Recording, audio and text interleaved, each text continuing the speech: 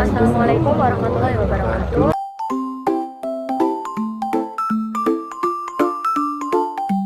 Pertama-tama, kita akan membahas mengenai pengertian dan dasar hukum pemutusan hubungan kerja.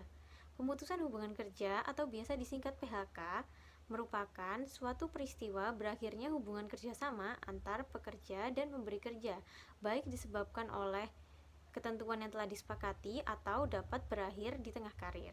Dasar hukum mengenai PHK sendiri dulunya tertuang pada pasal 158 ayat 1 UU nomor 13 tahun 2003 mengenai ketenagakerjaan, lalu kemudian diubah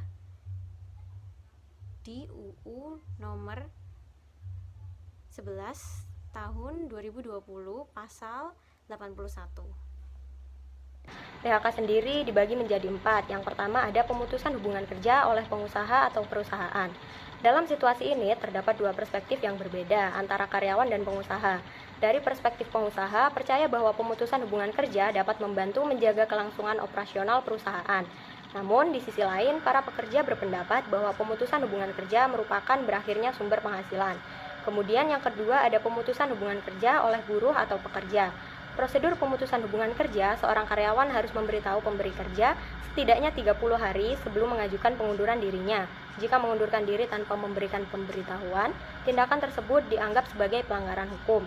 Kemudian di slide selanjutnya ada pemutusan hubungan kerja batal demi hukum. Apabila kontrak kerja dibuat untuk jangka waktu tertentu, seperti kontrak kerja, tentu saja kontrak tersebut akan berakhir pada batas waktu yang ditentukan. Jadi, setelah tugas selesai, kerjasama ini akan berakhir dengan sendirinya.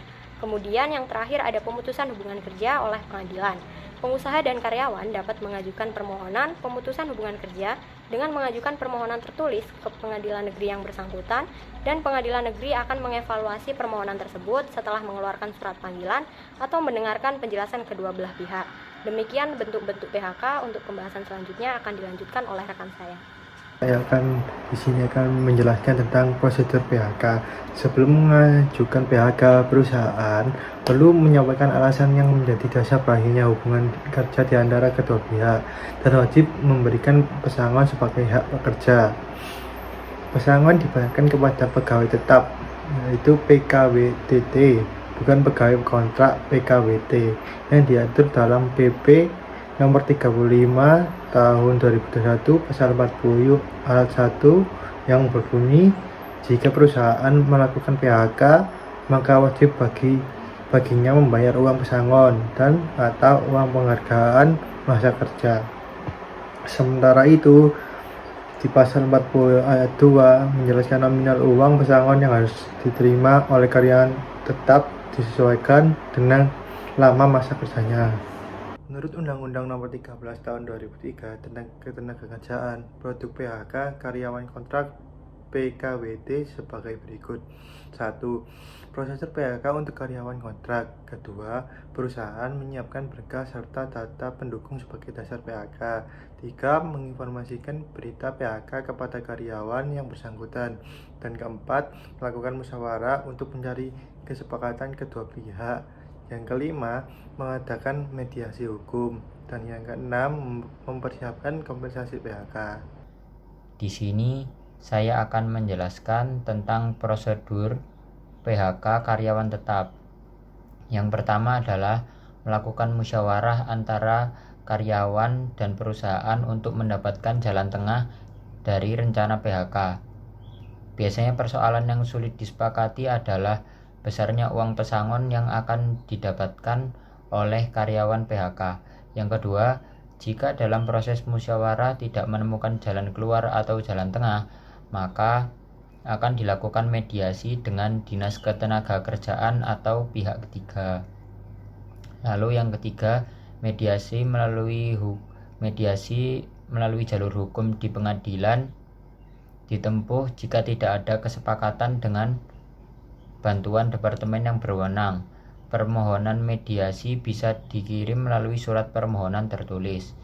Lalu yang keempat, jika kedua pihak telah menyepakati keputusan PHK, maka dapat melakukan penandatanganan perjanjian bersama. Yang kelima, Setelah penandatanganan dilaksanakan, prosedur akhir yakni pemberian uang pesangon kepada karyawan yang telah di PHK. Di sini, saya akan menjelaskan tentang hak dan kewajiban pekerja setelah di PHK atau pekerja yang di PHK. Yang pertama, pekerja berhak mendapatkan uang pesangon yang besarnya tergantung pada masa kerja.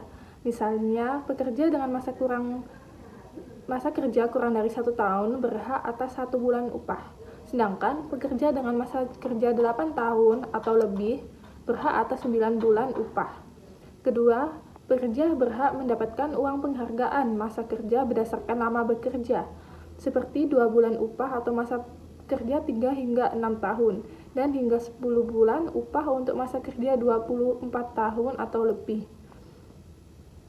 Yang ketiga, pekerja berhak mendapatkan uang pengganti hak yang mana mencakup hak-hak yang belum diterima pekerja, seperti cuti tahunan yang belum diambil, biaya pulang ke tempat asal, dan hal-hal lain yang ditetapkan dalam perjanjian kerja atau peraturan perusahaan.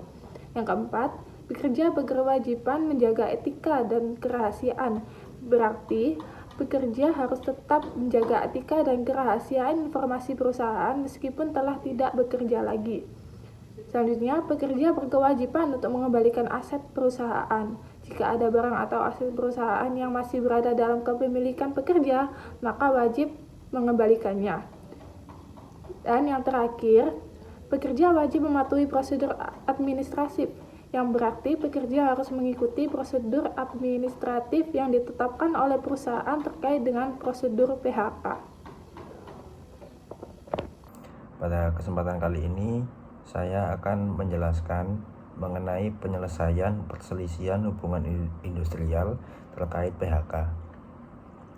Ketika salah satu pihak merasa dirugikan, perselisihan hubungan industrial mengenai PHK dapat muncul.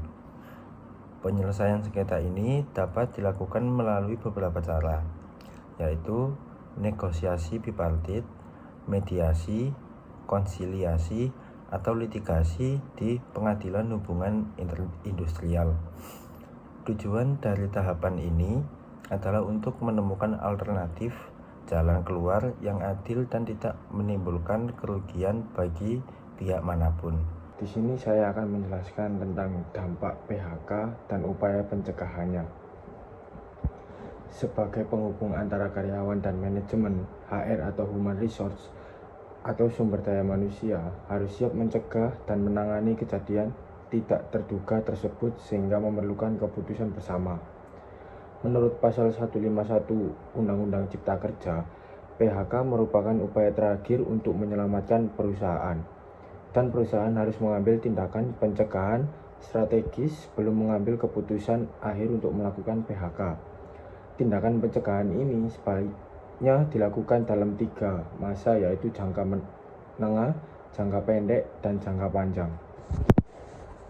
Di sini saya akan menjelaskan mengenai analisis berdasarkan kasus pemutusan hubungan kerja. Salah satu contohnya yaitu putusan Pengadilan Hubungan Industrial Jakarta Pusat dengan nomor perkara 47 perkara pidana singkat Pengadilan Hubungan Industrial Gugatan tahun 2019 Pengadilan Negeri Jakarta Pusat yang mengangkat isu utama tentang hubungan kerja antara PT Sadigun Gas LPG sebagai tergugat dan 5 pekerja sebagai penggugat yang menggugat perusahaan terkait pemutusan hubungan kerja yang dianggap sepihak dan tidak mematuhi prosedur. Kasus ini memunculkan sejumlah poin penting, terutama tentang status pekerja, hak-hak normatif yang seharusnya diterima, serta pengabaian oleh pihak perusahaan terhadap regulasi ketenagakerjaan yang mengatur prosedur pemutusan hubungan kerja. Salah satu isu utama dalam pemutusan hubungan kerja ini adalah perselisihan tentang status para penggugat.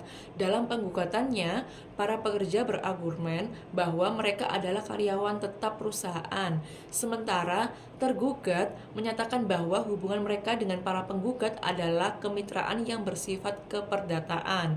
Status ini sangat penting karena menentukan hak-hak yang bisa diperoleh pekerja, misalnya tunjangan, penghargaan masa kerja, dan pesangon khususnya dalam pemutusan hubungan kerja. Selanjutnya, penyelesaian permasalahan hubungan industrial khususnya yang berkaitan dengan pemutusan hubungan kerja diatur dalam Undang-Undang Nomor 2 Tahun 2004 yang memuat penyelesaian masalah hubungan industrial. Sistem penyelesaian sengketa terbagi dalam beberapa tahap, dimulai dengan upaya negosiasi atau pembicaraan bipartit antara karyawan dan pengusaha. Jika negosiasi gagal membuahkan hasil, masalah dapat diselesaikan melalui arbitrase, koordinasi atau mediasi yang melibatkan pihak-pihak yang tidak berunding. Jika mediasi non-litigasi tidak membuahkan hasil, seleksi dapat dikirimkan ke pusat-pusat industri untuk mendapatkan nasihat hukum. Tujuan dari tugas ini adalah untuk memastikan bahwa semua kegiatan dilakukan sesuai dengan peraturan dan ketentuan yang berlaku. Wassalamualaikum warahmatullahi wabarakatuh.